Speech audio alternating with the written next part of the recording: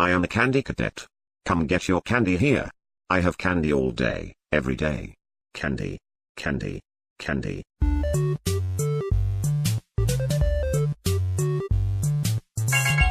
Return to Candy Cadet again, and maybe I will tell you a story. Now I will tell you a story. A story about a kind man who would visit 5 orphans and bring them toys and gladness. The man lived alone, and lived in fear that someone might break into the house of one of the 5 children, so he adopted all 5, and brought them together in one place, in his own home. He promised them to never leave them, and they promised to always come home, and never stay out too late.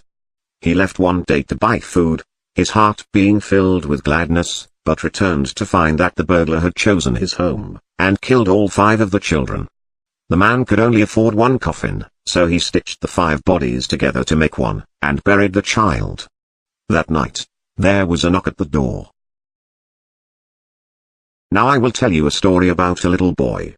He had a red snake that he kept in a metal cage, whose hunger could not be satisfied. One day, the boy found 5 baby kittens outside his house. He brought them inside and kept them in a shoebox. He knew that the snake might kill them, but could not bring himself to get rid of the snake. He knew that if he chose one kitten to feed to the snake, it might be satisfied, but he could not choose.